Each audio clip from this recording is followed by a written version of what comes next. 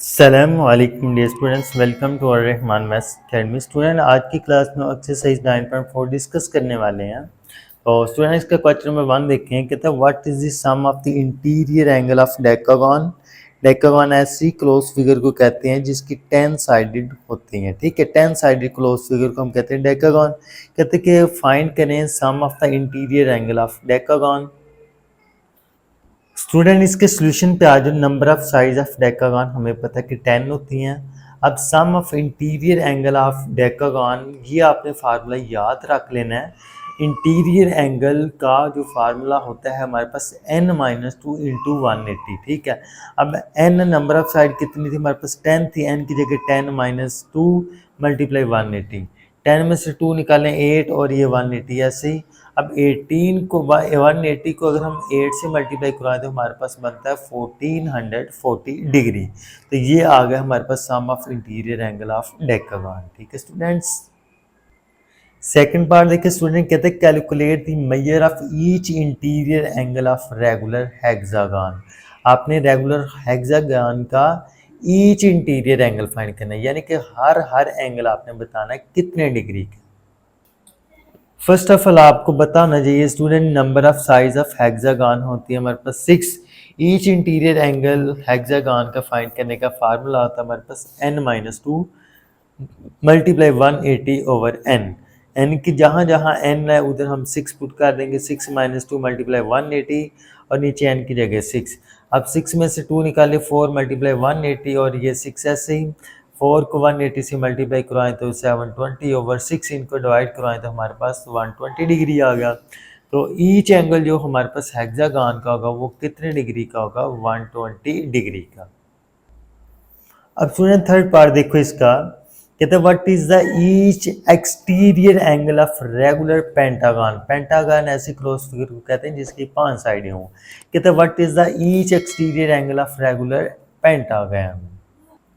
First of all देखें student, number of साइज of regular pentagon क्या होती है हमारे पास? 5 होती है। ईच इंटीरियर एंगल का हमारे पास जो फार्मूला होता है ईच एक्सटीरियर एंगल फाइंड करने का। ठीक है, एक्सटीरियर एंगल फाइंड करने का क्या फार्मूला? 360 ओवर n की जगह हमारे पास क्या आ जाएगा? 5। तो 360 को 5 से डिवाइड कराएंगे तो हमारे पास 72 डिग्री आएगा।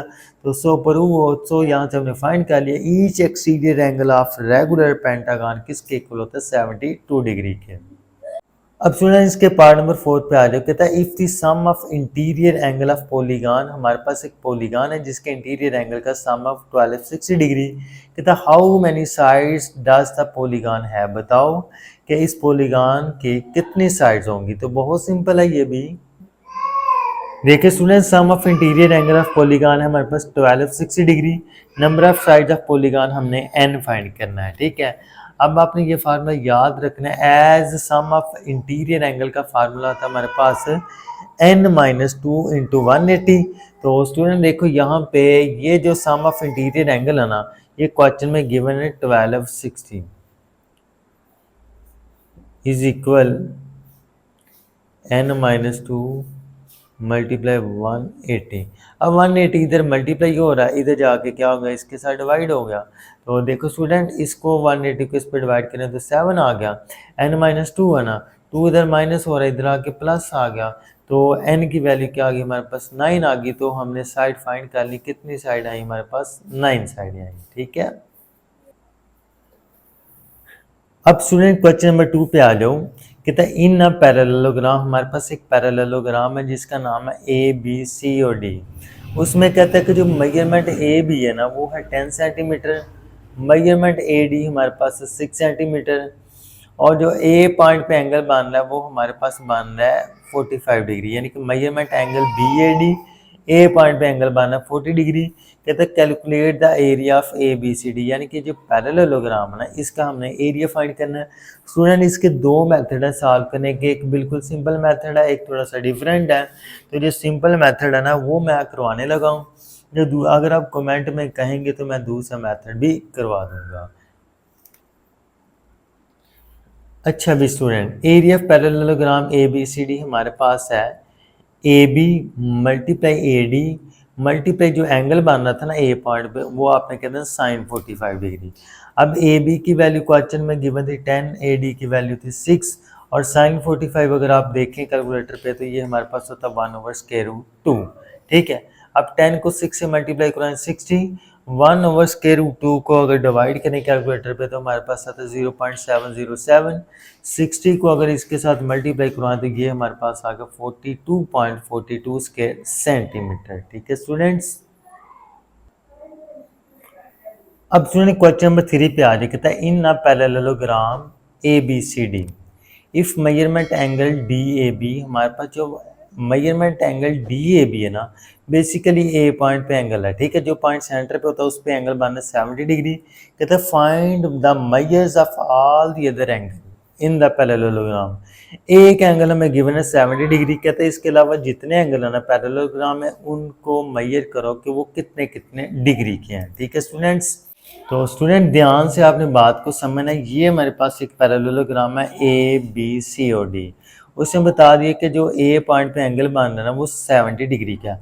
अब स्टूडेंट आपने एक बात याद रखनी है कि जो पैरेललोग्राम में अपोजिट एंगल होते हैं ना, ए के अपोजिट एंगल क्या सी, ये दोनों इक्वल होंगे और बी के अपोजिट एंगल डी है और ये दोनों ही इक्वल होंगे। ठीक है स्टूडेंट, अब आज इसके सोल्यूशन पे as measurement angle D A B is equal to 70 degree, जो कि हमें क्वेश्चन में गिवन था। अब ये जो पैरेललोग्राम होती है ना, इसमें अपोजिट एंगल क्या होते हैं, इक्वल होते हैं। Since opposite angle of a parallelogram are equal, so हमने क्या दिया, measurement angle D C B किसके इक्वल है, यानी कि ये वाला जो एंगल है इसके इक्वल है ना। Measurement angle D C B किसके इक्वल है, measurement angle D A B के, यही बात मैंने लिखी है। अब ऊपर क्वेश्चन में गिवन है कि जो measurement angle D A B है ना वो किसके इक्वल है, 70 डिग्री के। इस सारे की जगह मैंने क्या लिख दिया, 70 डिग्री। तो ये हमारे पास ये वाला एंगल आ गया। अब स्टूडेंट देखो, ये हमारे पास है स्ट्रेट लाइन। ठीक है, ये क्या हमारे पास स्ट्रेट लाइन, तो स्ट्रेट लाइन पे जो टोटल एंगल होता है ना वो 180 डिग्री का होता है। तो हम कह सकते हैं measurement angle D A B plus measurement angle A D C is equal 180 degree. तो ये वाला जो एंगल है ऊपर measurement angle D A B, ये हमें क्वेश्चन में गिवन है 70 डिग्री, इसकी जगह हमने लिख दिया 70 डिग्री।